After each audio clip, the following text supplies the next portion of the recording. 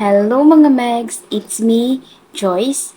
Sa mga nagtatanong po kung saan po ba natin makita ang ating mga nag-subscribe dito sa ating YouTube channel, itong video na ito ituturo ko po sa inyo at sobrang napakadali lang po talaga mga Megs kung saan natin makikita yung mga nag-subscribe sa ating YouTube channel. So before we start, huwag kalimutang mag-subscribe sa aking YouTube channel para updated po kayo sa aking susunod na ina-upload na mga videos. Let's start!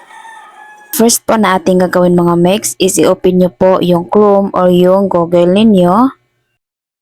Then search nyo po Creator Studio YouTube or Creator Studio. I-tap nyo lang po yung enter at ito po yung dashboard natin dito sa Creator Studio. I-zoom in ko po mga Megs para mas malinaw pong makita ninyo. So dito po tayo sa ating dashboard dito sa Creator Studio. I-zoom in ko lang po at dito naman sa ibaba makikita po natin dito yung recent subscribers natin. So ang next po na ating gagawin is itap nyo po yung see all.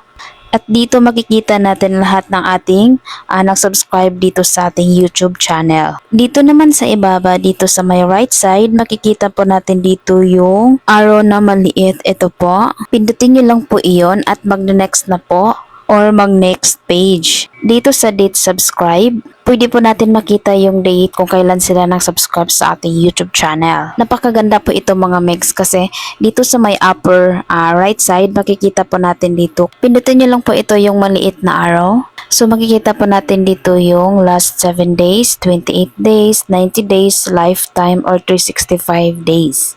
So for example, yung pinili ko po dito is last 90 days. So makikita ko po kung sino po yung nag-subscribe sa akin last 90 days. Subscribe for more tips and tutorial. Bye-bye!